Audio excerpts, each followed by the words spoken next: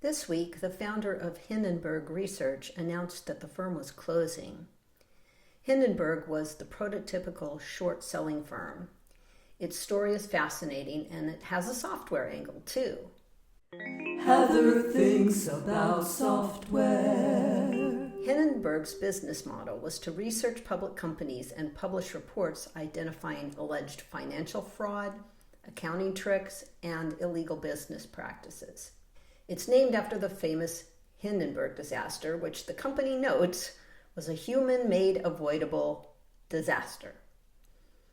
Hindenburg made money by buying short positions in the stock of companies it had researched and then publishing critical reports, usually leading to a crash of the company's stock prices and lots of gain for Hindenburg. Short selling means you enter into a contract to sell shares you don't own, so you have to buy them later when you cash out. It's a bet that the stock price will go down, and it's a very risky investment tactic. After all, if you buy a stock and it goes to zero, the price you paid is your maximum loss. But if you sell short, you could end up losing much more than your original sale price. Hindenburg did its research based on public information. While it is not legal to trade on inside information, it is legal to trade on one's own analysis based on public records. In fact, the stock market should reward those who can best analyze the facts, and the whole SEC regulatory system is predicated upon this, requiring public companies to disclose all kinds of information. Presumably, that information helps buyers make investment decisions. Mining that information can be very profitable indeed, but time-consuming and difficult. Hindenburg advocated for transparency and accountability in the business world. They worked with authorities who prosecuted those who committed financial fraud. They were investigative reporters who happened to make a lot of money from their investigations. Hindenburg pursued a variety of companies, but it is probably most famous for exposing fraud by Nikola, an electric vehicle manufacturer. We pointed out that Nikola's promotional video meant to highlight the capabilities of its Nikola 1 semi-truck was nothing more than the truck being towed to the top of a hill in the Utah desert and then filmed rolling down, a claim that the company later admitted.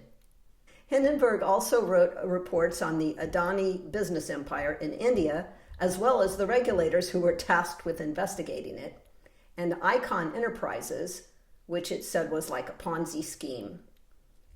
Hindenburg also offered a $1 million bounty for information on how the Tether cryptocurrency, a putative stablecoin, is actually pegged to the US dollar. No one apparently claimed it, which was kind of the point. This is a long-standing scandal in crypto. Tether claimed to be backed one for one by US dollars, but many have questioned its claims. Despite being asked repeatedly to show evidence to back its claims, Tether has never shown dollar reserves to back its coin. And that's apart from the open secret that it's a huge vehicle for money laundering by organized crime.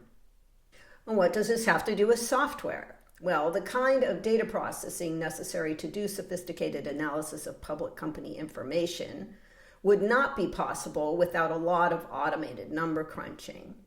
Also, in its goodbye message, Hindenburg promised to release its research methodology as, quote, open source, unquote, though it is not clear exactly what that means.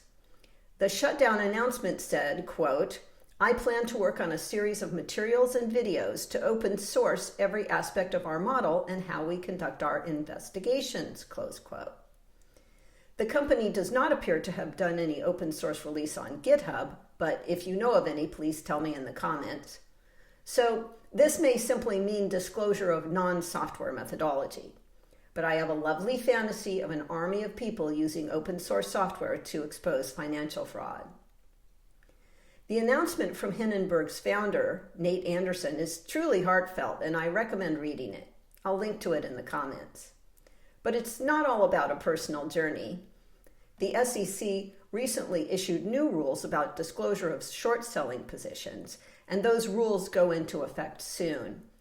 If these new rules discourage whistleblowing research like Hindenburg's, I think that's unfortunate. To me, it was one of the most interesting do well by doing good paradigms I've seen. Liking and subscribing makes me think more. Heather thinks about software.